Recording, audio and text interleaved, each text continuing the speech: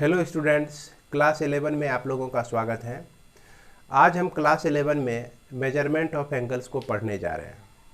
तो measurement of angle यानी कि एंगल की माप, यह टॉपिक जैसे आता है तो इस टॉपिक में बहुत सारे प्रश्न क्रिएट होते हैं, उत्पन्न होते हैं। सबसे पहले कि एंगल क्या होता है, एंगल को कैसे मापा जाता है, किसी भी एंगल को कितने तरह से माप सकते हैं, एंगल का उपयोग क्या क्या है। तो ये सब चीज़ों को हम सिलसिलेवार ढंग से इस वीडियो के माध्यम से देखने जा रहे हैं। तो एंगल सबसे पहले ये प्रश्न उठता है कि एंगल बनता किस तरह से है। हालांकि आप लोग सभी जानते होंगे, फिर भी आप देख सकते हैं कि एंगल को बनने के लिए हमको क्या चाहिए, दो रे चाहिए, टू रेज चाहिए, और इसका जो है कॉमन वर्टेक्स होना चाहिए। तो ये जैसे मान लीजिए ओ ए रे है और यह दूसरा रे ओ बी है, तो यह जो फिगर बना और इसके बीच जो यह आपका इंक्लाइनेशन देख रहे हैं, इसी इंक्लाइनेशन को हम लोग एंगल कहते हैं। तो एंगल को हम लोग किस तरह से डिफाइन कर सकते हैं? एन एंगल इज फॉर्म्ड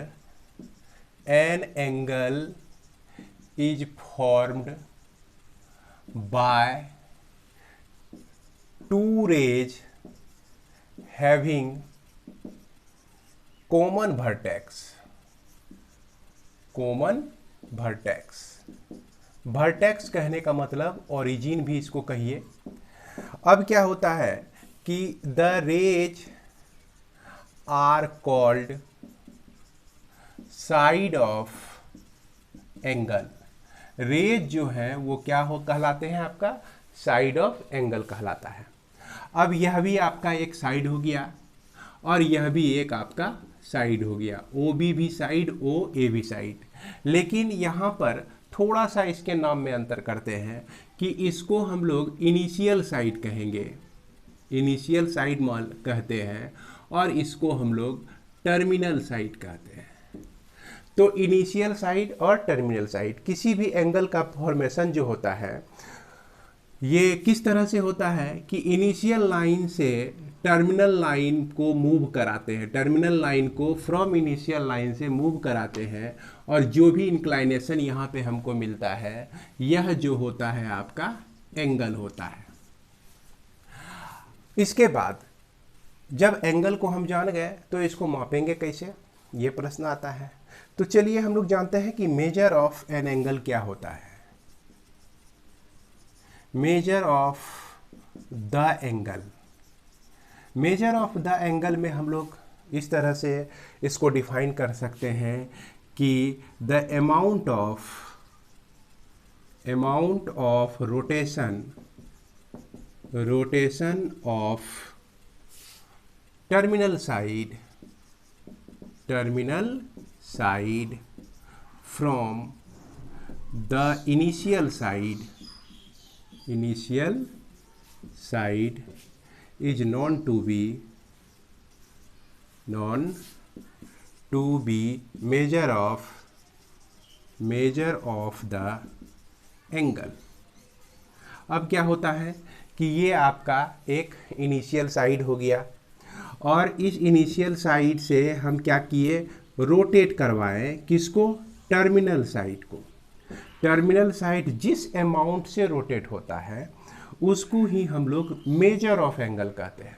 जैसा कि आपने पढ़ा होगा कि एंगल 60 डिग्री है ना, 30 डिग्री, 90 डिग्री, ये सब जो है आपका मेजर ऑफ एंगल हो गया।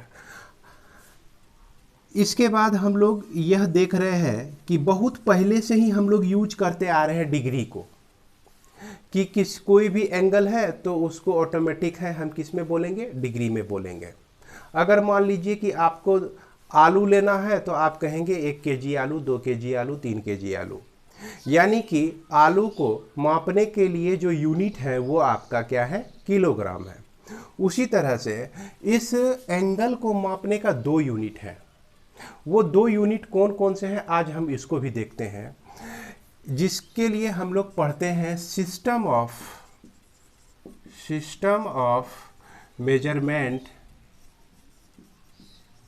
Measurement of angles.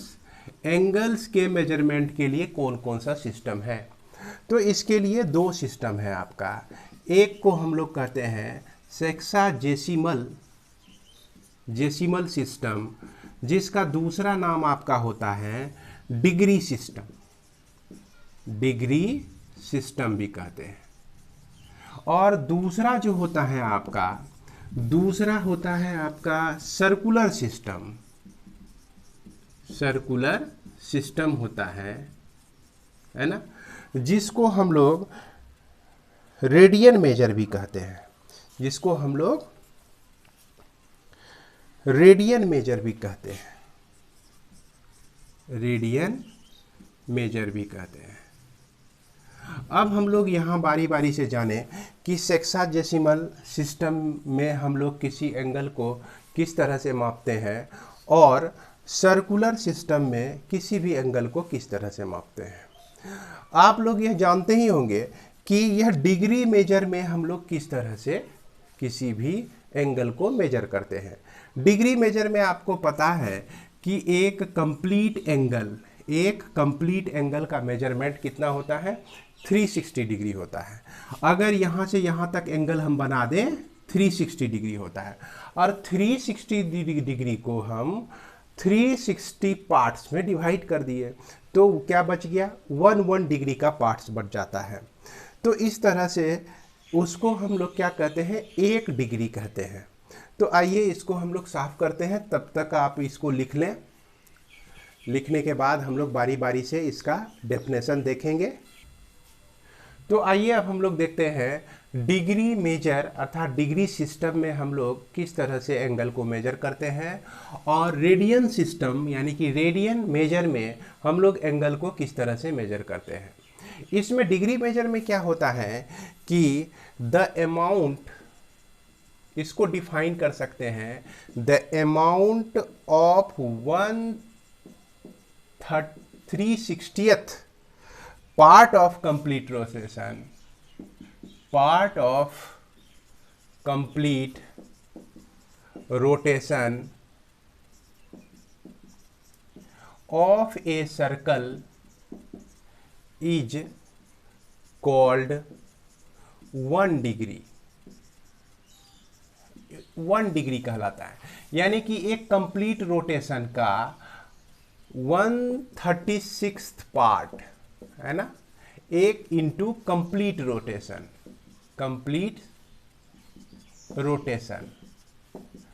का 360वां हिस्सा जो होता है आपका, वह होता है 1 डिग्री। तो इसलिए हम इसको 1 डिग्री कह सकते हैं। अगर हम कहें कि हाफ रोटेशन, ये कंप्लीट रोटेशन, इस तरह से कंप्लीट एंगल के बारे में आप लोग तो पिछले ही क्लास में पढ़े होंगे। कंप्लीट एंगल हम लोग किसको कहते हैं, 360 डिग्री को कहते हैं। और हाफ यानी कि स्ट्रेट एंगल आप लोग जान रहे होंगे, स्ट्रेट एंगल में 180 डिग्री होता है। और राइट एंगल में जो होता है 90 डिग्री होता है। और एक चीज़ ध्यान देने वाली बात है, इस क्लास 11 में हम लोग थोड़ा सा एक्स्ट्रा चीज़ पढ़ेंगे कि 1 डिग्री में जो होता है 60 मिनट होता है। 60 मिनट को हम लोग इस तरह से डिनोट करते हैं, 60 पर एक डैश डाल देते हैं तो 60 मिनट को डिनोट करता है। अब देखिए कि मिनट को भी हम 60 पार्ट्स में बांट दिए, यानी कि अगर 1 मिनट हमारा है तो इसको 60 पार्ट में बांटने पर ये हमारा 60 सेकेंड होता है। इसको हम लोग डबल डैश से डिनोट करते हैं। अब जैसे मान लिया जाए, इसको आप समझिए कि जैसे आपका 100 रुपया हुआ, 100 में 100 से डिवाइड किए तो 1 रुपया हुआ। 1 रुपया का 100वां भाग कितना पैसा, 1 पैसा हो जाता है। उसी तरह से हम लोग डेसिमल में जब किसी नंबर को एक्सप्रेस करते हैं तो डेसिमल के बाद 2, 3, 4, 5, 7 डिजिट तक हम एक्सप्रेस कर सकते हैं। इसी तरह से आपका 1 डिग्री जो है 60 मिनट में डिवाइड किया गया, और फिर हर एक 1 मिनट जो है 60 सेकेंड में डिवाइड किया गया। इससे क्या फ़ायदा हुआ कि आप छोटा सा छोटा एंगल भी मेजर कर सकते हैं। चूँकि एस्ट्रोनॉमिकल यूनिट, एस्ट्रोनॉमर सब जो होते हैं उसमें कोई भी बॉडी बहुत दूर दूर तक होता है और उस लार्ज डिस्टेंस के बीच जब हमारी आँखों पर कोण बनता है किसी बहुत बड़े पिंड का भी, किसी बहुत बड़े बॉडी का भी, वो बहुत छोटा होता है और छोटे एंगल को नापने के लिए छोटा से छोटा मेजर यूनिट का हम लोग इस्तेमाल यहाँ पे करते हैं, यहाँ तक कि सेकेंड में भी करते हैं। इसके बाद हम लोग जाने कि रेडियन मेजर क्या होता है। रेडियन मेजर को पढ़ने से पहले सबसे पहले ये जानते हैं हम लोग कि ये रेडियन, एक रेडियन होता क्या है। एक रेडियन होता क्या है। तो बच्चों एक रेडियन को किस तरह से डिफाइन किया गया है इसके बारे में ध्यान से देखें, समझ जाएंगे। डेफिनेशन याद करने की ज़रूरत आपको नहीं पड़ेगी। जैसे मान लिया जाए कि यह आपका रेडियस है, तो इस रेडियस के बराबर ही हम एक चाप लेते हैं। चाप कहने का मतलब आर्क लेते हैं। तो आर्क का लेंथ यानी कि रेडियस जो हो गया आपका, है ना, equal to length of arc हो गया, लेंथ ऑफ आर्क, है ना। तो इस कंडीशन में यह जो आर्क है आपका, यह आर्क इस सेंटर पर जो भी सेंट्रल एंगल बनाता है उसको हम लोग एक रेडियन कहते हैं। एक रेडियन कहते हैं, जिसको 1c यानी कि एक रेडियन को हम लोग 1c इस तरह से डिनोट करते हैं। 1 के ऊपर हम c डाल देते हैं। अब इसका डेफिनेशन हम देखते हैं कि 1 रेडियन क्या होता है, इसको किस तरह से लिखते हैं। देखिए इस चीज़ को अगर याद रखते हैं तो इसका डेफिनेशन आप बड़ी आसानी से लिख सकते हैं। जैसे चलिए देखते हैं कि 1 radian is the central angle formed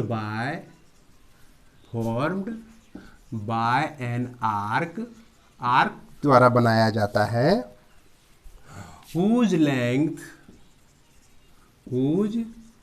length is equal to the radius, जो कि रेडियस के बराबर होता है। यानी कि 1 रेडियन आपका एंगल यहाँ बन गया, जिसको हम लोग 1c से डिनोट करते हैं।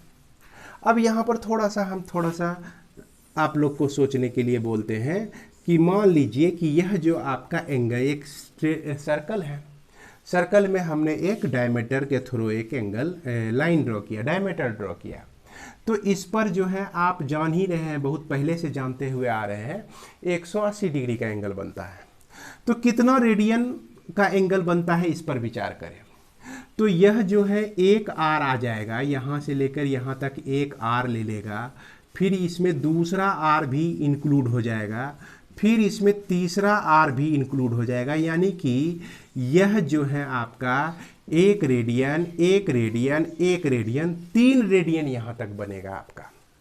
उसके बाद यह जो पार्ट बच जाएगा, यह जो पार्ट बचेगा 1/7 रेडियन होगा। कितना पार्ट होगा? 1/7 रेडियन। तो अब यदि हम पूछें कि 180 डिग्री में बताइए कितना रेडियन बनता है, तो आप कहेंगे कि 1 radian plus 1 radian plus 1 radian plus 1/7 radian, है ना। 1 radian plus 1 radian plus 1 radian 1/7 radian बनता है। अब इसको आप सॉल्व करके देखिए, ये 22/7 आता है, यानी कि 22/7 रेडियन, और इसी को हम लोग कहते हैं पाई रेडियन। तो यहाँ पर समझने वाली बात क्या है कि पाई रेडियन इक्वल टू आपका होता है 180 डिग्री। तो ये रिलेशन आप अपने दिमाग में याद रखिए कि पाई रेडियन जो होता है वह कितना होता है? 180 डिग्री के बराबर होता है।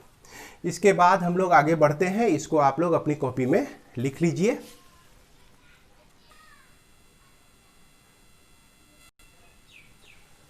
तो इसके बाद हम लोग यह जान गए हैं कि पाई रेडियन जो होता है आपका 180 डिग्री 180 डिग्री होता है ना। इसके बाद 2 पाई रेडियन जो है यह आपका हो गया 360 डिग्री। अगर आपको कहा जाए कि 1 रेडियन इक्वल टू, तो 1 रेडियन आप लिख सकते हैं 180/पाई डिग्री, 180/पाई डिग्री। अब यदि आपको कहा जाए कि 1 डिग्री इक्वल टू क्या होता है, तो 1 डिग्री को कितना रेडियन हम लोग कहते हैं? तो इसको हम लोग कह सकते हैं π/180 रेडियन कह सकते हैं। जैसा कि यहाँ पर आप देख रहे हैं कि इसको और इसमें इसी की सहायता से इस दोनों को निकाले हुए हैं आप हम। अब एक चीज़ और ध्यान रखना है, अगर आपको कहा जाए कि कन्वर्ट रेडियन इनटू डिग्री, तो यहाँ पर रेडियन को आपको किस में कन्वर्ट करना है? डिग्री में कन्वर्ट करना है। तो मान लीजिए कि आपको x रेडियन दिया गया है। अगर x रेडियन को आप डिग्री में कन्वर्ट करना चाहते हैं तो यहाँ पर हम देख रहे हैं कि 1 रेडियन में 180/π डिग्री होता है। तो इसको आप मल्टीप्लाई कर दीजिए 180 इंटू पाई से, तो ये कन्वर्ट हो गया आपका, किस में हो गया? डिग्री में कन्वर्ट हो गया। अब यदि कहा जाए कि आपको कि डिग्री को कन्वर्ट करना है रेडियन में, तो मान लीजिए कि यहाँ पर आपको दिया गया है y डिग्री दिया गया है ना? तो y डिग्री दिया गया है, तो y को आप मल्टीप्लाई कर दीजिए π/180 रेडियन से। क्योंकि अब यहाँ पर देखिए, आप लोग समझने का कोशिश करें कि यहाँ पर हम देख रहे हैं कि x 1 डिग्री में कितना रेडियन? π/180 रेडियन। 2 डिग्री में 2 इंटू π/180, 3 डिग्री में 3 इंटू π/180, y डिग्री में y इंटू π/180 डिग्री। तो यदि आप अपने दिमाग को ठीक तरह से यहाँ कंसंट्रेट करके बिठाते हैं तो आपको ये फॉर्मूला भी याद रखने की ज़रूरत नहीं रह जाती है। उम्मीद है कि आप जो है इससे रिलेटेड प्रॉब्लम को बना लेंगे। इसके बाद हम लोग एक बहुत ही इम्पोर्टेंट चीज़ इसमें देखने जा रहे हैं, नोट देखने जा रहे हैं क्या, कि ये एक आपका सर्किल है ना? और इस सर्किल में हम क्या करते हैं, सर्कल में ये आर्क है आपका ए बी। अब यह आर्क ए बी जो है कुछ ना कुछ सेंट्रल एंगल बनाता है, मान लीजिए θ1 बनाता है। अगर इस आर्क की लंबाई को हम बढ़ा देते हैं, है ना, तो ये आर्क जो है एंगल जो सेंट्रल एंगल बनाएगा तो बड़ा बनाएगा, और इससे बढ़ा देते हैं। अगर हम इस आर्क की लंबाई ए से लेकर डी तक ले लें तो यह जो सेंट्रल एंगल होगा यह और भी बड़ा हो जाएगा, है ना? ये आपका इस तरह से हम क्या देखते हैं कि थीटा जो होता है, थीटा एंगल, वह डायरेक्टली प्रोपोर्शनल टू क्या होता है? एल होता है। यहाँ थीटा आपका क्या हो गया? Central angle. आर्क एल क्या हो गया? लेंथ ऑफ आर्क हो गया। तो इस चीज़ को हम एक लाइन में लिख रहे हैं, इसको आप लोग याद रखिएगा, क्योंकि इसका उपयोग जो है हम आगे के 2 थ्योरम को प्रूव करने में करेंगे। तो central angle formed by an arc is directly proportional to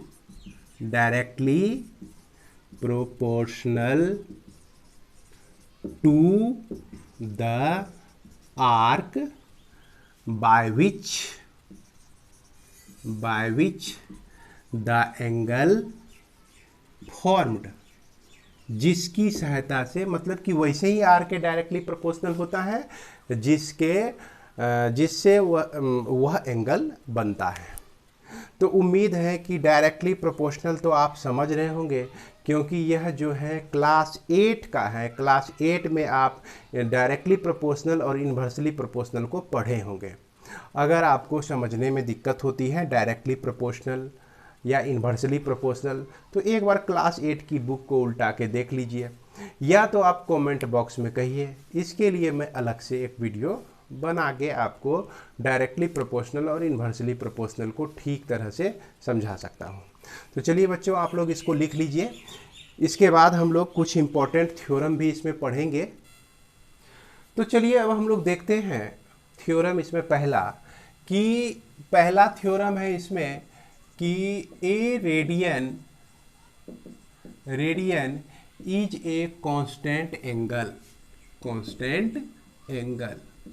यह जो आपका रेडियन जो होता है, एक रेडियन, यह हमेशा कांस्टेंट होता है। इसको आप जो है बैकडोर से समझिए। क्या बैकडोर? कहने का मतलब सर्कल हमने छोटा लिया, फिर बड़ा लिया, फिर बड़ा लिया, बहुत बड़ा ले लिया। तो छोटा अगर जो सर्कल है तो रेडियस भी इसका छोटा होगा, इसका आर्क भी छोटा होगा, सेंट्रल एंगल जो भी आएगा आपका 1 रेडियन का आएगा। अब यदि हम इसको इस तरह से रेडियस लेते हैं और यहाँ भी एक आर्क आर ही लेंथ का लेते हैं, चूंकि इस आर के बराबर ये आर, तो इस कंडीशन में भी जो हमारा बना तो वह भी 1 रेडियन का बना। इसके बाद इसमें रेडियस बढ़ा तो बढ़ा, कोई दिक्कत नहीं है, तो रेडियस बढ़ा तो इसका क्या हो गया, आर्क भी बढ़ गया। इसका रेडियस आर तो इसका आर्क भी आर ही हो गया। और इस कंडीशन में जो सेंट्रल एंगल बन रहा है तो ये क्या आपका बनता है, 1 रेडियन का ही बनता है। तो कैसा भी आप सर्कल ले लीजिए, जब भी आप एंगल बनाइएगा तो वो हमेशा क्या बनेगा, 1 रेडियन का बनेगा। ये आपका हो गया बैकडोर से समझता। लेकिन आप इस तरह से एग्जाम में लिखिएगा तो आपको नंबर नहीं मिलेगा, इसीलिए मैंने इसको बैकडोर कह दिया। अब किस तरह से लिखने से आपको नंबर मिलेगा, इसको हम लोग देखते हैं। तो इसके लिए हम लोग कंसीडर करते हैं, एक सर्कल को कंसीडर करते हैं और इसका सेंटर O, चलिए इसको हम लोग लिखते हैं, late us consider a circle with centre O and radius R। Central O ले लिए और इसका रेडियस R ले लेते हैं हम लोग। अब उसके बाद क्या करते हैं, let A B equal to R. यहाँ पर A और B हमने लिया जो कि R लंबाई के बराबर है। अब यह R लंबाई के बराबर है, उसके बाद लिख दीजिए join OA and OB। OA और OB को हमने ज्वाइन कर दिया इस तरह से हम देखते हैं कि एंगल AOB जो आपका होता है वह कितना होता है, 1 रेडियन का होता है। इसके बाद चलिए आगे बढ़ते हैं कि produce AO to meet the circle at C। ये OA को बढ़ा दिए और यह C पे मिलता है आपका।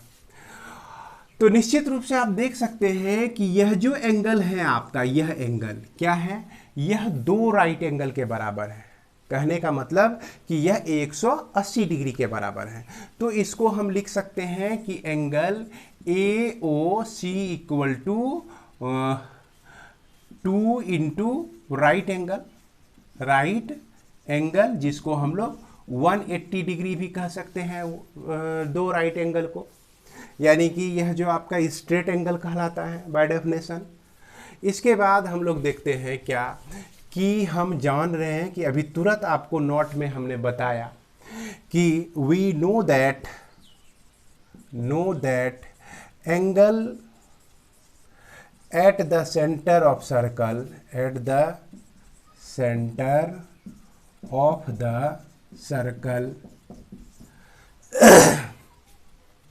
are proportional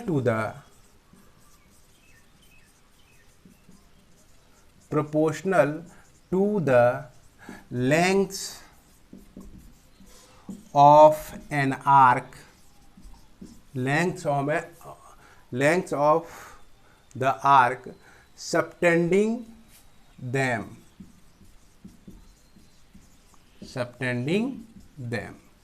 यानी कि उस एंगल को बनाने वाला जो भी आर्क है, उस एंगल को बनाने वाला जो भी आर्क है उस एंगल के डायरेक्टली प्रोपोर्शनल होता है आपका आर्क होता है।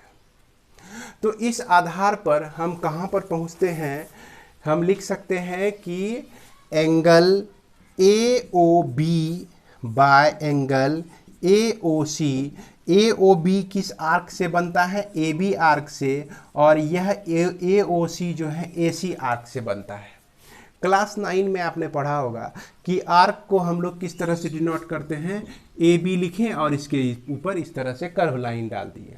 तो यह किसको रिप्रेजेंट करता है, आपका आर्क को रिप्रेजेंट करता है। तो यह आपका हो गया AB आर्क। अब हम देख रहे हैं कि AB आर्क की लंबाई R है, ए बी आर्क की लंबाई आर है आपका। उसके बाद यह ए सी जो है आपका सेमी सर्कल है, मतलब कि पेरीमीटर का हाफ है, सॉरी सरकमफेरेंस का हाफ है। तो सरकमफेरेंस आपका 2 पाई आर होता है, इसको हम 2 से डिवाइड कर दिए, तो यह आपका r बाय 2 यहाँ कैंसिल, पाई आर मिलता है, पाई पाई कैंसिल, तो 1 बाय क्या होता है, पाई होता है। तो यह 1 बाय पाई आपका आता है। और इसको देखिए हम क्या लिख सकते हैं कि एंगल ए ओ बी जो है angle A O C bye क्या लिख सकते हैं, पाई लिख सकते हैं। अब देखिए ए ओ सी जो एंगल है यह आपका कितना डिग्री है, 180 degree by pi, 180 degree by pi. ये हालांकि ये आपका 180 डिग्री मेजर में है और पाई आपका क्या है, रेडियन में है। अगर इस दोनों को देखा जाए तो यह दोनों मिलके क्या देता है हमको, एक कांस्टेंट ही है। यह भी कांस्टेंट है, पाई भी कांस्टेंट है। जब दोनों कांस्टेंट है तो दोनों का रेशियो जो होगा वह चाहे एक निकले लेकिन वह भी क्या है, आपका कांस्टेंट ही है। इस तरह से हम कह सकते हैं कि एंगल ए ओ बी जो है आपका क्या हो गया, कांस्टेंट एंगल हो गया। यानी कि एंगल ए ओ बी जो है किस तरह का एंगल हो गया, यह कांस्टेंट एंगल हो गया। यही चीज हमको क्या करना था, यहाँ पे प्रूव करना था। तो इस तरह से हम लोग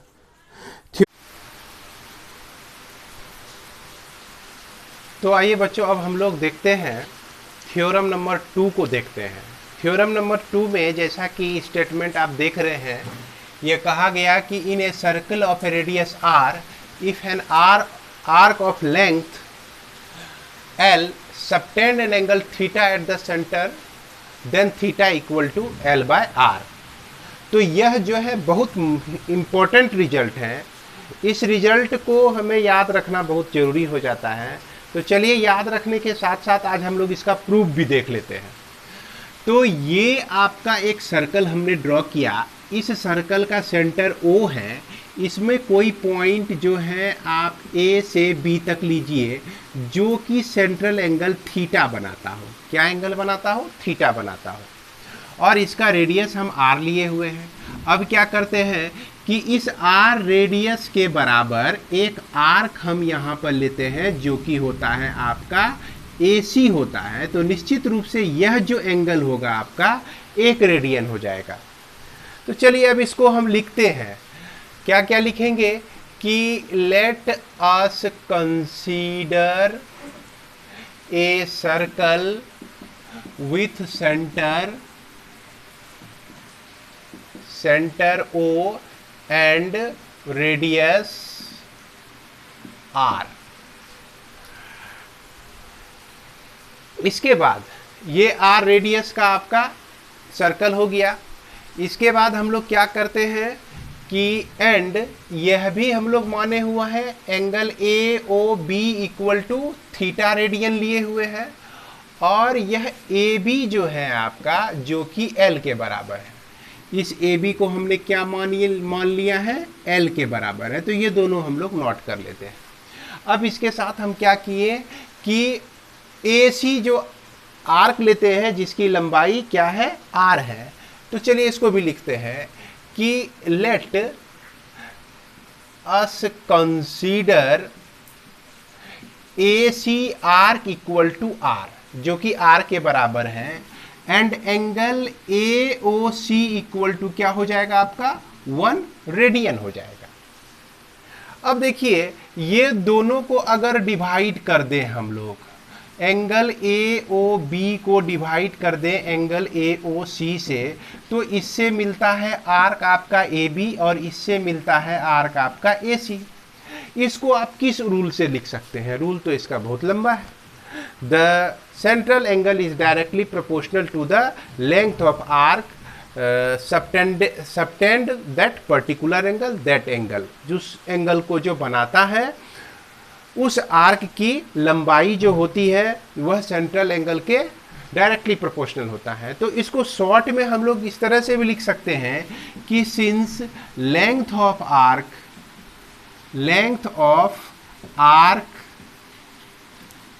is directly proportional to radius, radius के लेंथ के डायरेक्टली प्रोपोर्शनल होता है। आप इतना लंबा नहीं लिखकर इसको शॉर्ट में इस तरह से भी दिखा सकते हैं। अब चलिए इसमें सारे वैल्यू को रखते हैं हम लोग। ए ओ बी जो है आपका थीटा है, ए ओ सी जो है निकला हुआ है आपका 1 रेडियन निकला हुआ है, ए बी लेंथ एल है और ए सी जो है आपका क्या है, आर है। ए सी जो है आपका क्या है, आर है। इस तरह से देखिए theta equal to L by R. हालांकि प्रूफ तो इसका बहुत आसान है, प्रूफ को याद रखें अथवा ना रखें इसमें तो आपको दिक्कत नहीं होगी, कहीं भी दिक्कत नहीं होगी, लेकिन आप इस रिजल्ट को याद जरूर रखें, क्योंकि प्रूफ जब पूछा जाएगा तब ना दिक्कत होगी। कोई पूछेगा ही नहीं तो दिक्कत होगी कहाँ से। तो पूछेगा क्या ज़्यादा से ज़्यादा आपको कि इसका फॉर्मूला क्या होता है, इसके बीच रिलेशन क्या होता है। एक चीज़ और ध्यान में रखना है कि इसमें थीटा जो होता है, थीटा रेडियन में होता है और एल जो है आपका सेंटीमीटर मीटर में भी हो सकता है, आर जो है सेंटीमीटर और मीटर में भी हो सकता है। अब यदि किसी प्रॉब्लम में ऐसा दिया रहे कि थीटा जो है आपका डिग्री में दिया रहे, तो डिग्री को आप क्या करेंगे, पहले रेडियन में कन्वर्ट करेंगे, तभी इस फॉर्मूले का इस्तेमाल करेंगे। इस चीज़ का ध्यान हमेशा रखेंगे। तो चलिए अब हम लोग जो है इससे रिलेटेड प्रॉब्लम को बनाएंगे। इसमें जितने भी बेसिक थे हमने यहाँ पर डिस्कस कर दिया इस वीडियो के माध्यम से। अब हम लोग एक्सरसाइज में चलते हैं। अब इसको हम अगले वीडियो में देखते हैं।